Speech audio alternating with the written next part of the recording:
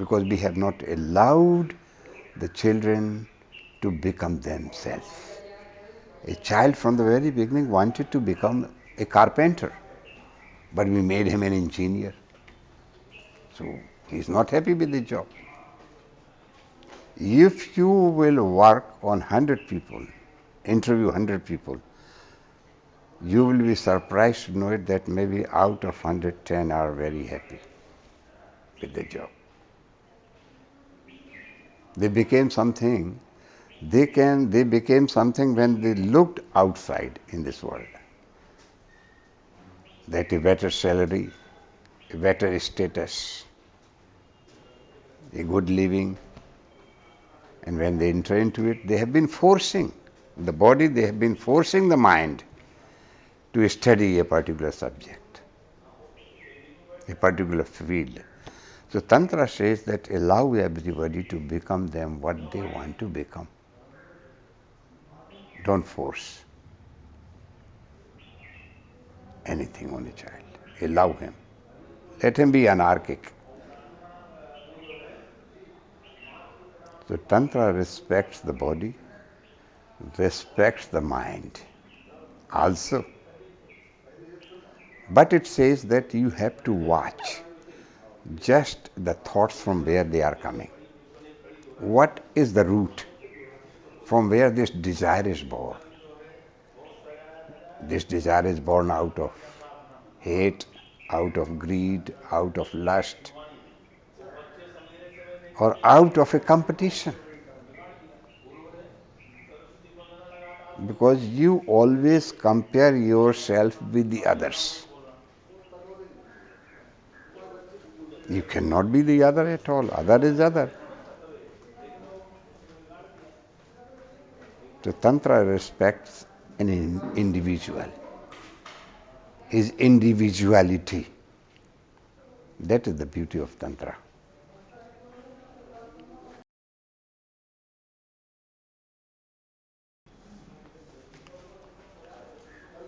You see, I met beautiful people in my life. I met first Osho in 1962. He had a friend 50 kilometers away from here in a town known as Chhatarpur. That's the district headquarters. He was the guest of a friend of mine.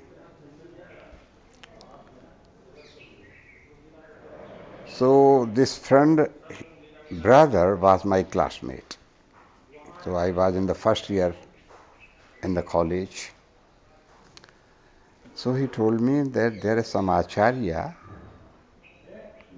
and from yesterday he has started speaking something on Jain principles. So why don't you come and listen him?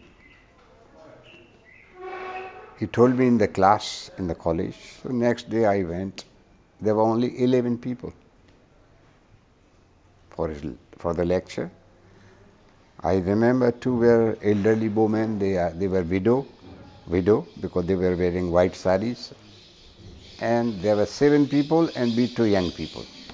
So altogether 11 people. So that day he spoke on one of the principles of Jainism, what we call achori, non-stealing. It was 45 minutes talk, but wonderful. I really loved it. The next day he spoke on aste. Aste is non-attachment. But the way he defined the non-attachment, it was something incredible. I read before that. My father, he was working during the British period. So he used to have big library in the house of a movement, what we call Arya Samaj. Father के पास 500 किताबें थी आर्य समाज की. Arya Samaj. So some of the books during the holidays I used to study in the house. They were quite interesting. But a religion without rituals, without any god, without any idol. At the most, you can perform a havana, a fire ritual. They believed or worshipped the invisible spirits. So this was quite a famous movement in the country. So I had little seed of understanding. So I loved it. And that time, his friend was the member of Legislative Assembly. Mahendra Kumar, his name was Mahendra Kumar Manav. So his brother was my friend, Surendra Kumar. So when this Acharya left, I asked my friend, brother, do you have some books? He says, so far no books are available of this man. But the people, those who invite him for 3 days, they publish little booklets of 3 days discourses. So whatever he had, he has given it to me. And I really loved. And in 64, I became a guide after my graduation. So those days in 64, this village was very primitive. There was no place to eat. There was no place to stay.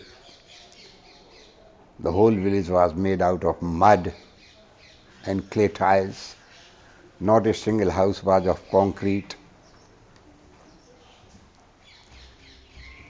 Those days, the flight used to come in about 70 kilometers away from here. And that flight was once in a month. So when I became a guide, I thought it is better to go to receive some of the guests if they are coming, so I will take them round the temple and send them in the evening back to the airport. So I have been doing it like this. So one day, some guests were coming by car from Agra. So I was waiting for them under a tree. And a jeep came and stopped just in front of me under this tree. And in this jeep, this Acharya was there. So I recognized him. I said, 2 years ago I have heard him. So I went and I said, hello Acharya ji. He looked at me from bottom to the top and he said, who are you? I said, I have heard you 2 years ago in the house of so and so when you came to deliver the lectures. So then he remembered. Yes, there were two young boys, so you are one of them. I said, yes. So he said, what do you do? I said, I am a guide here. So he was very happy. He held my hand and he said, let's go, we will go well together. So whenever he used to come, I used to go with him.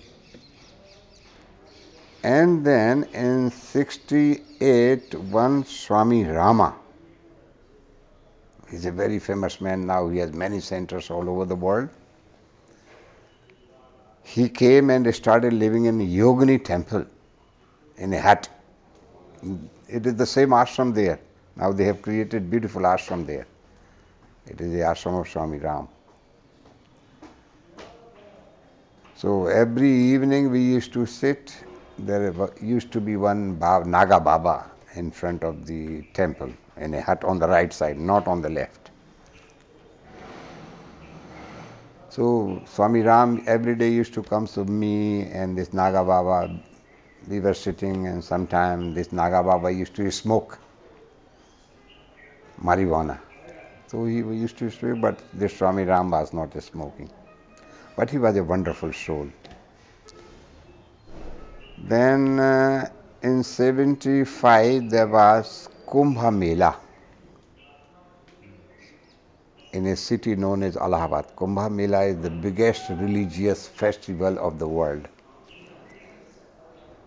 So that time I used to live in Pune in the ashram, working there. So some of my friend, he had a camping van. He said, let's go to stay in the Kumbh Mela. So with 4 people came from Pune and parked our van, camping van, inside the Mela. So every day we have been going here and there. So that time Maharishi Mahesh Yogi was there, the man of transcendental meditation. So I thought it would be nice to take initiation from him. So he gave me initiation. We learned 5 days transcendental meditation. And after a few days, we went to Prabhupada, the man of Krishna consciousness, Hare Rama man. So we thought it is better, okay, take initiation from him also. So we took initiation from him also. And every day we have been listening them. Sometime, someday here, someday there, someday there. Because religion, you cannot tie up yourself with one. The oldest book of this country, what we call, is Rig Veda. This is the first and the oldest. The beginning, the first sloka of Rig Veda, it says, let the noble thoughts come from all the directions. From whichever direction it is coming. From the east, from the west, from the north. So there can be as many gurus, as many people in the world. Once you are a follower of, a strict follower of somebody, you are fanatic. It is only the difference between a religious person and a fanatic. You have to allow this wisdom to come to you. Everybody has his own experience. So I allowed always myself. I never tied up with one pillar, myself. So always. But you always see, because we are all little bit in the mind, and still you compare that clarity of the wisdom, from whose wisdom there was more clarity. You have been more contented, more happy. So when you compare this, then you find a master also. But it does not mean that the others are inferior or others are enemies. If all the religions would have been like this, like Tantra, there would have been no fight, no violence, no wars in the world. Because love is never conditional. Either love is there or it is not there. Love means the whole. You cannot love only your wife, your child. When you love everybody. There is no condition in it. And because of the condition, the unhappiness is there in the whole world. Divorces are there.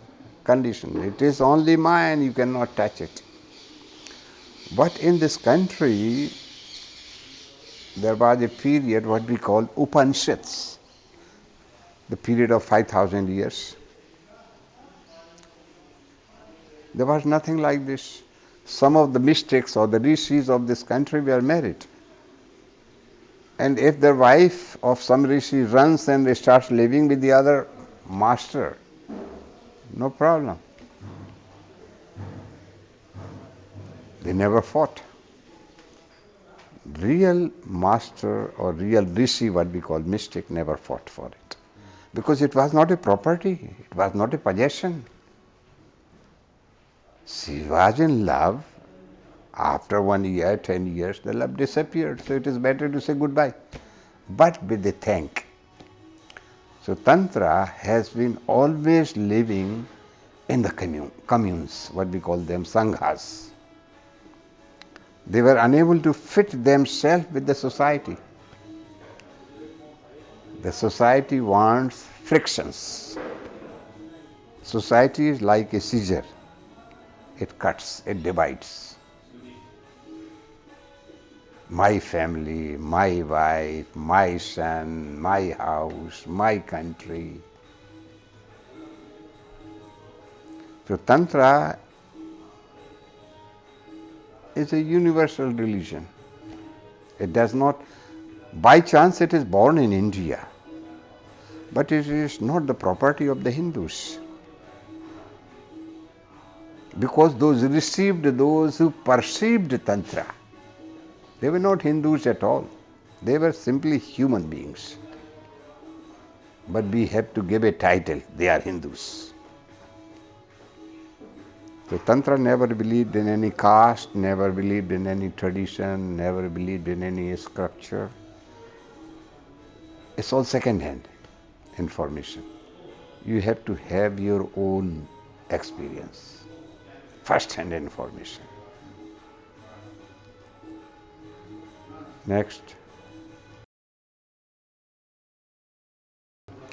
This is Jorba. The body is Jorba.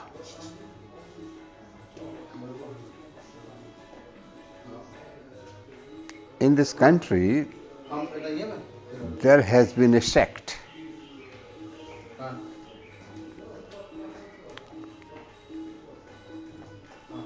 There has been a sect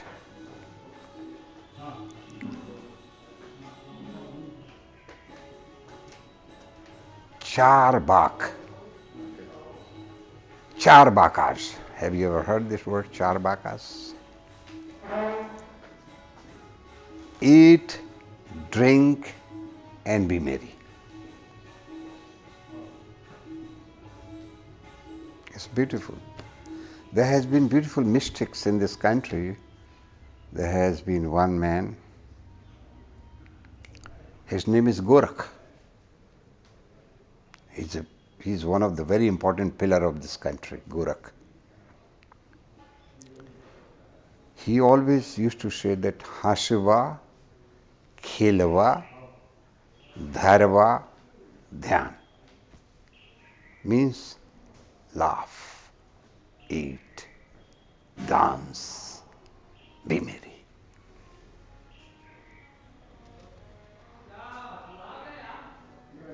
The body lives with the protons. This is Jorba. Like Jorba the Greek.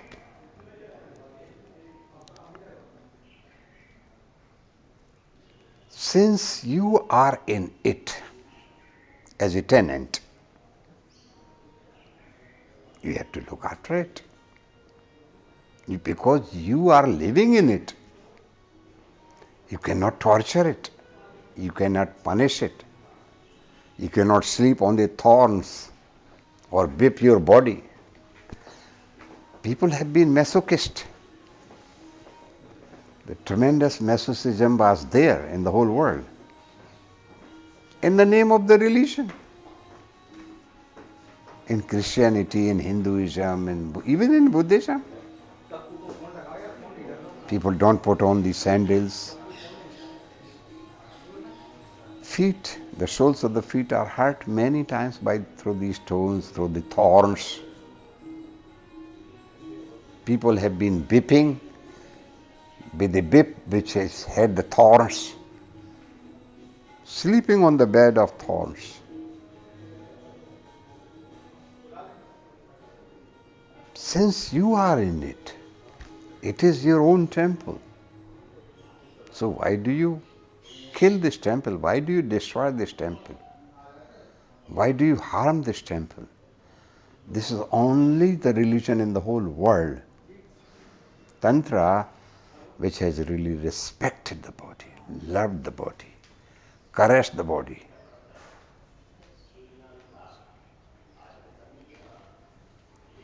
Touched the body, felt it very deeply.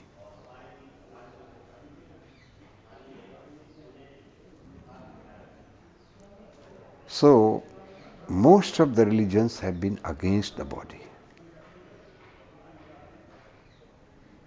against penance, standing under a tree, naked, shivering cold.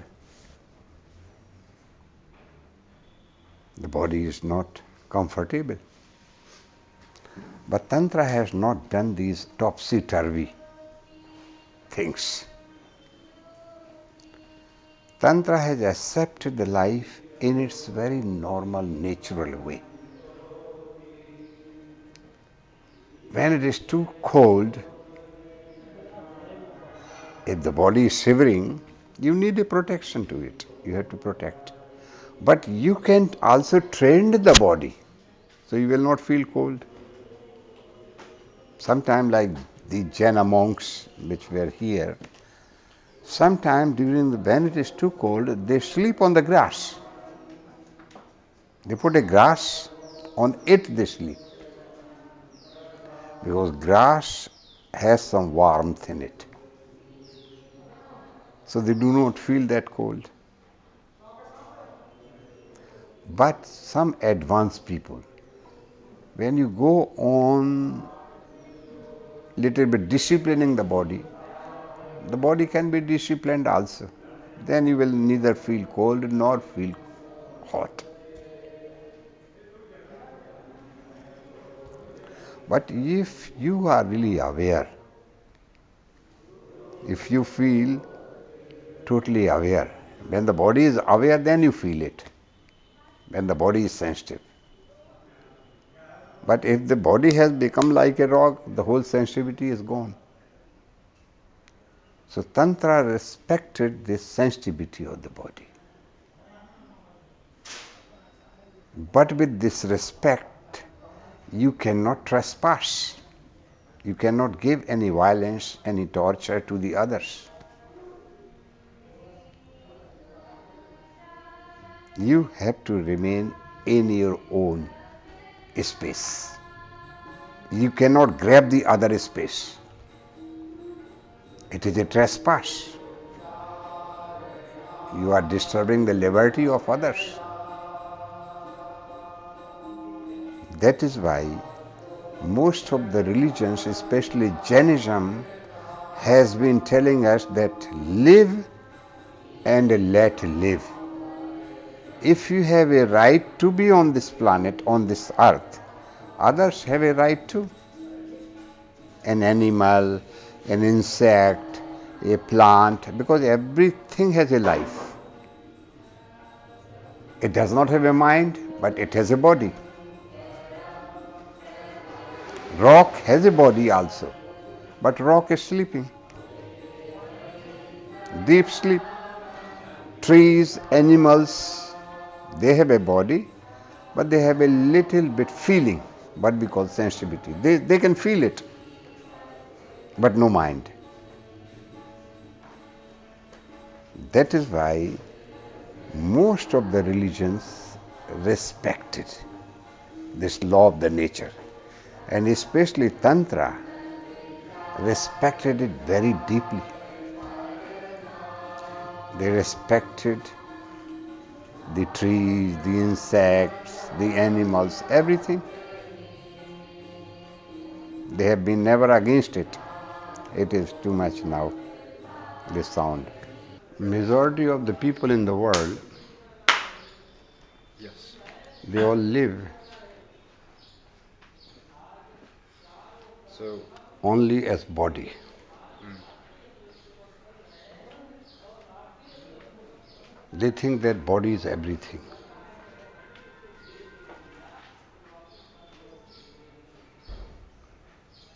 Sometimes some people have the glimpses of beyond body, but for a split moment, out of 24 hours, maybe for a 1 hour. It means they have gone little bit beyond the body. Hindus have been calling, especially the yogis, that there are 7 bodies.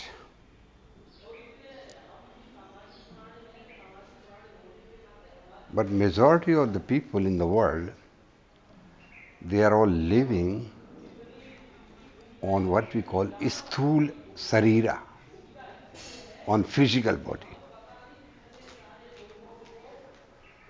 There are very few people, those who go beyond this physical body, they enter into astral body.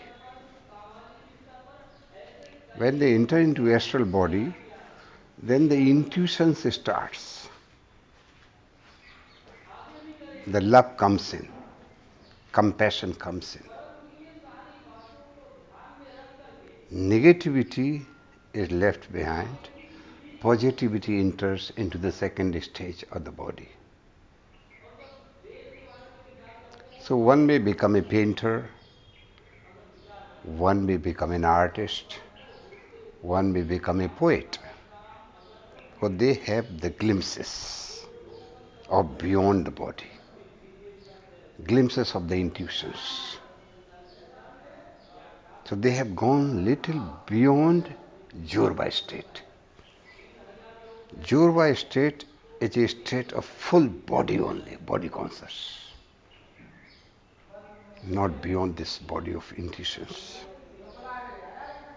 So whatever poets, painters, famous ones, they have moved beyond the body, intuitive body, astral body. Then slowly, slowly such people they go beyond 6 more bodies. And finally they enter into cosmic body. Cosmic body is the body of the whole, not the minor. The minor dissolves into the whole. The whole cosmos has become a body. Hindus call it Virat Sarupa. Virat, whole.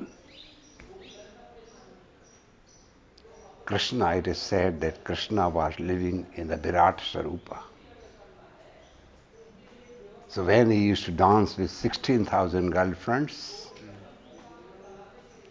all those 16,000 girlfriends were feeling deeply that Krishna is dancing only with me. If you interview all those 16,000, they were all telling, tonight Krishna was sleeping with me. Krishna was dancing with me. Krishna was sleeping with me. This is a state of the cosmic body. This is in a state of Buddhahood. But the world lives only on the physical form, on the physical. They don't go. Very few people go beyond it. Whosoever has become enlightened in the world, they all entered into the cosmic body. They have dropped their drop into the ocean. So from one, they became many. They manifested in the form of plants, they manifested in the form of a star, sun, moon, insects. It is the same energy, this is what we call the prana. It is the same prana which is floating. Prana does not say that you are a bad person, so I will not give it to you. This is a sense of life. Unconditionally, it is available for everybody. For a sinner